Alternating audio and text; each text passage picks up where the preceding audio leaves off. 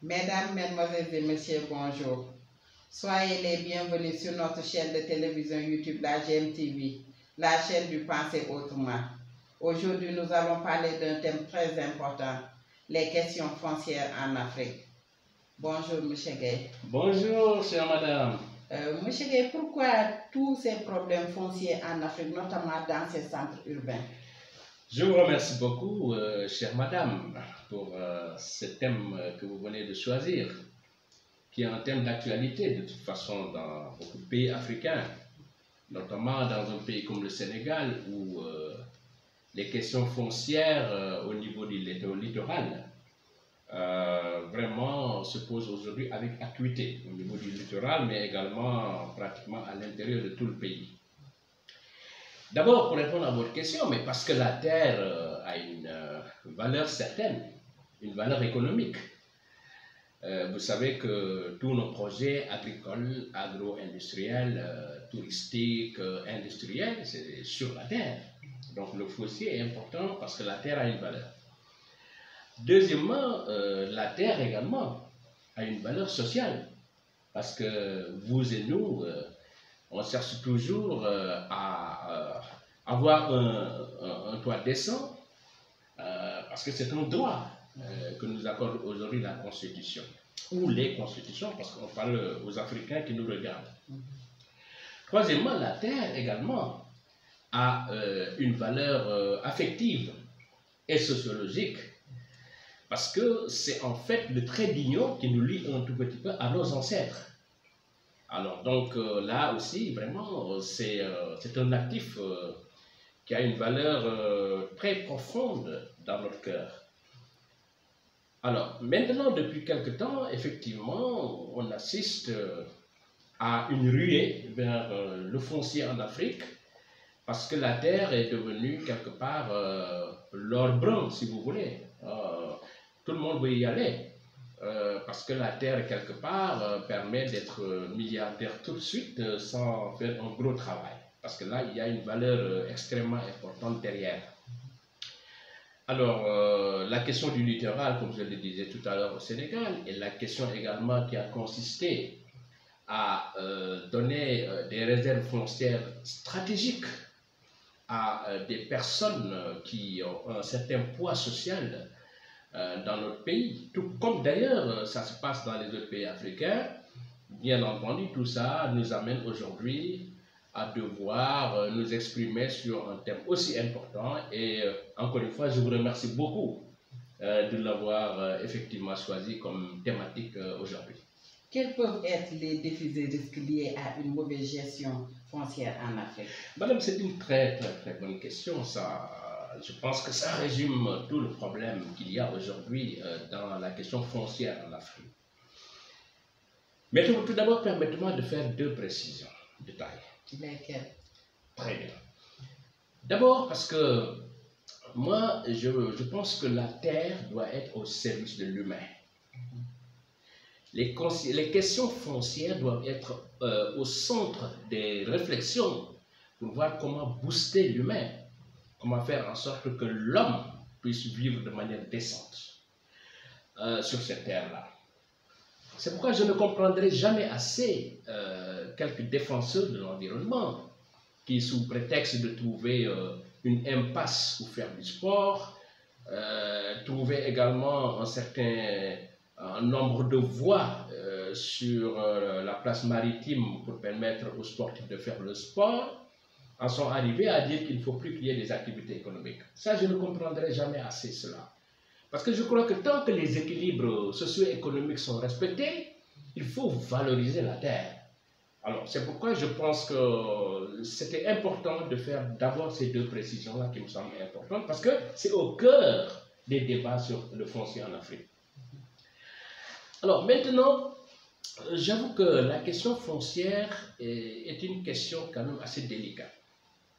Parce que lorsque dans un pays, comme ça se passe en Afrique, les plus hauts gradés, les leaders d'opinion, n'est-ce pas, s'arrogent,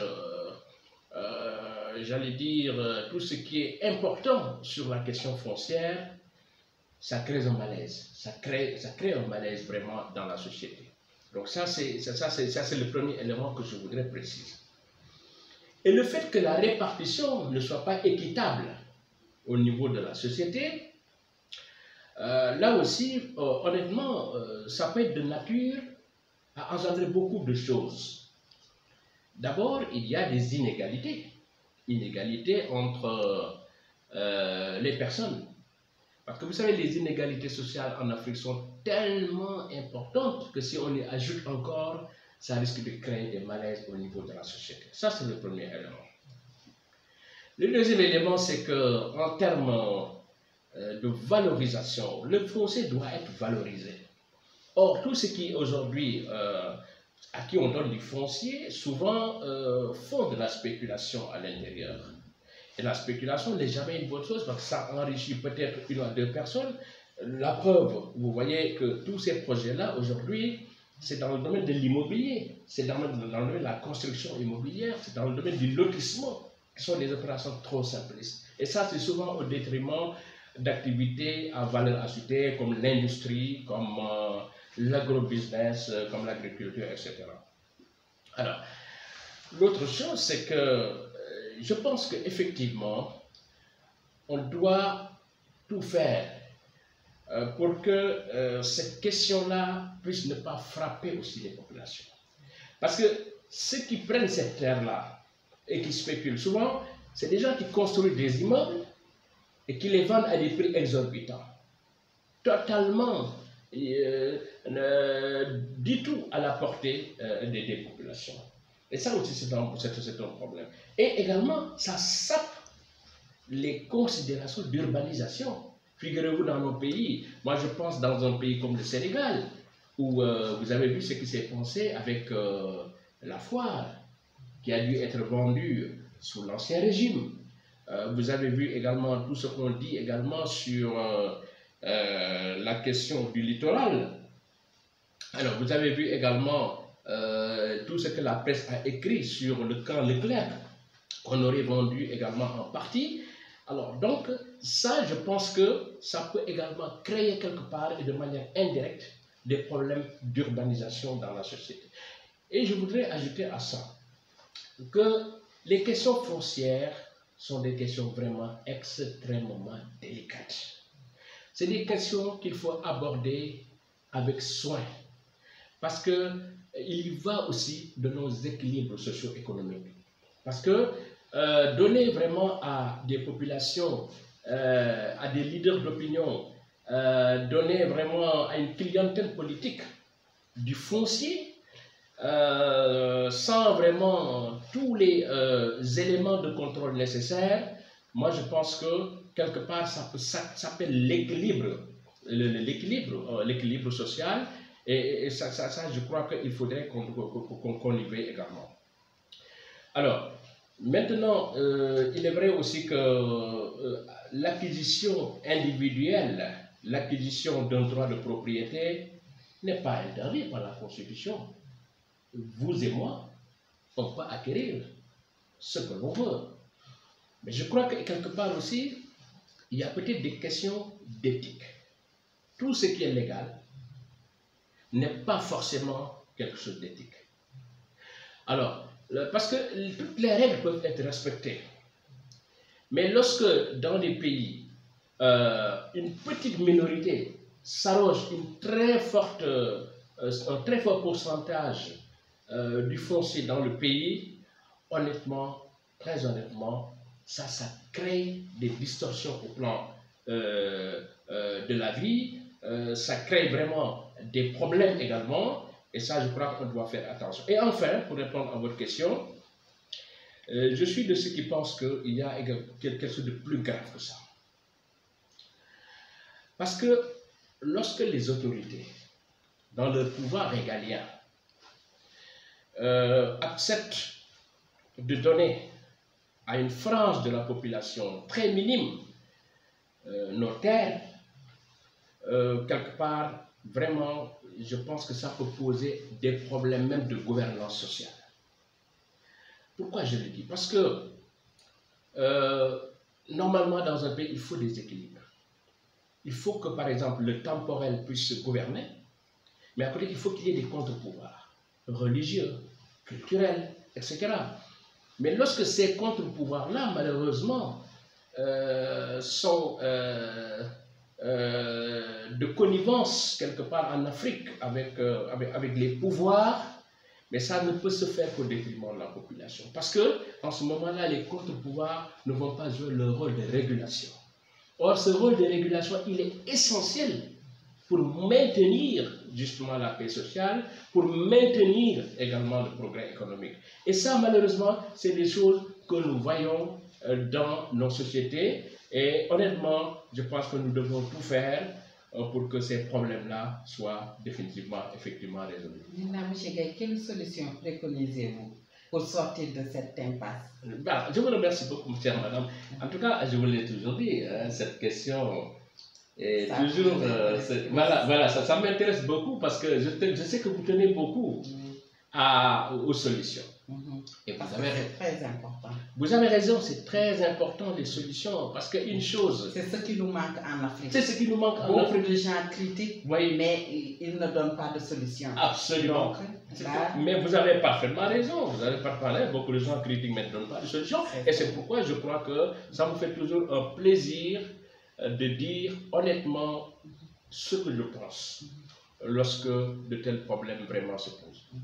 Mais je pense que la première chose peut-être, c'est qu'en Afrique, qu'on puisse revoir et mieux encadrer les pouvoirs de ceux-là qui effectivement attribuent ces terres-là aux ayants droit.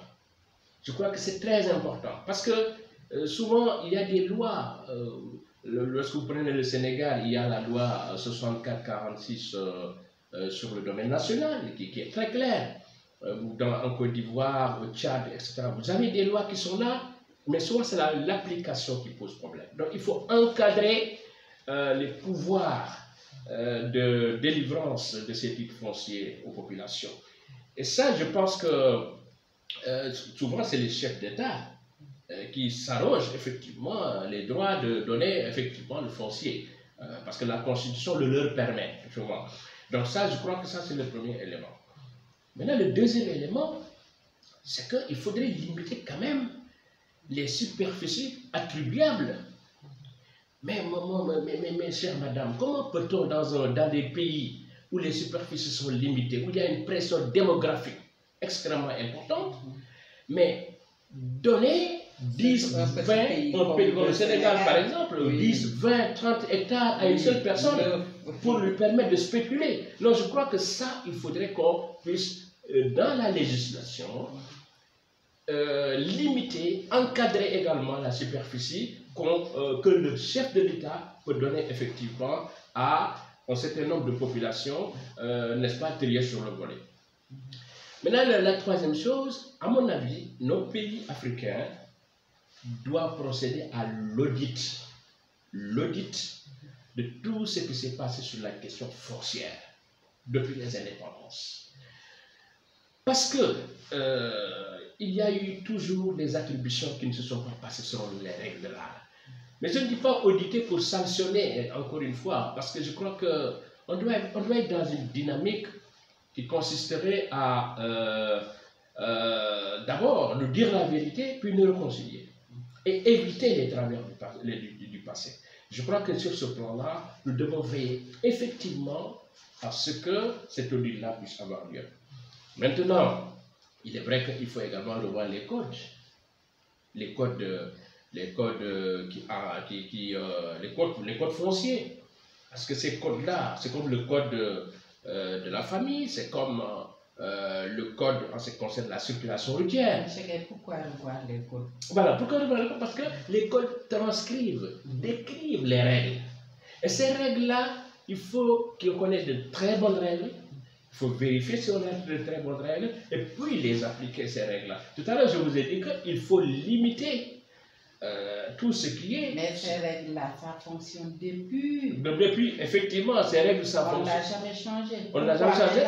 Maintenant, je pense qu'il n'est jamais trop tard de bien faire, justement. C'est pourquoi je dis qu'il faut absolument maintenant, parce que les questions foncières seront des questions de plus en plus importantes qui vont se poser avec acuité, parce que vous savez que nous sommes dans un environnement international, où par exemple des pays découvrent le pétrole, d'autres, malheureusement, la pauvreté devient de plus en plus endémique.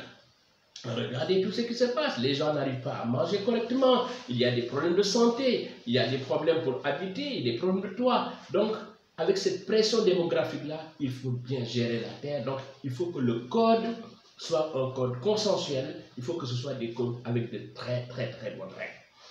Alors, maintenant, je pense également, et très honnêtement, que, par exemple, en ce qui concerne la gouvernance sociale, qu'on apprenne les bonnes manières. Qu'est-ce que j'appelle les bonnes manières? Madame, vous savez, une chose est de critiquer. Il faut critiquer. C'est une bonne chose de critiquer. C'est une bonne chose également de poser les vrais problèmes, mais il faut éviter les diffamations. Parce que je crois que également, ça existe dans l'échiquier de l'immobilier dans nos pays et on doit éviter ces diffamations-là. C'est-à-dire qu'un journaliste se lève en disant mais telle personne effectivement a pris tel nombre de mètres carrés ou d'hectares sans preuve. Ça, c'est le premier élément. Mais l'autre chose, c'est que tout en pensant cela pour des raisons objectives, je pense également que ceux-là qui sont incriminés et qui jouent un rôle très important dans leur communauté se doivent également d'éclaircir, voire de tout faire pour poser les problèmes devant la justice. Parce que, vous savez, avec le problème du Covid-19, moi je ne dis jamais de la Covid, du Covid-19, je dis qu'aujourd'hui, il y a beaucoup de choses qu'il faut revoir. Et parlant des choses à revoir, moi je crains fortement que les autorités traditionnelles puissent avoir des problèmes au sortir de cette période du Covid-19. Et je crois que ces problèmes également qui consistent à les dénoncer, à dire qu'ils ont pris telle chose, je pense que ce sont des choses que ceux qui le disent doivent étayer mieux et ne pas diffamer. Mais ces gens également qui sont concernés se doivent, à mon humble avis, eux aussi, de tout faire pour justifier, pour éclairer la lanterne des Africains, mais aussi et surtout, pourquoi pas, porter ces problèmes-là devant la justice pour qu'on puisse en finir définitivement avec ces questions qui ne cessent réellement de ternir l'image de nos pays, surtout en ce qui concerne des problèmes aussi importants, les problèmes fonciers. Voilà un peu la réponse que je voudrais donner également par rapport à cette problématique. Donc, M. Gueye, vos réponses ont été très pertinentes. Merci. Mesdames, Mesdemoiselles et Messieurs, nous arrivons à la fin de cette émission. Mais nous vous donnons rendez-vous à très bientôt sur votre chaîne de télévision YouTube, la GMTV, la chaîne du Penser Autrement. Et ne quittez pas parce que votre version en Wolof arrive. Au revoir.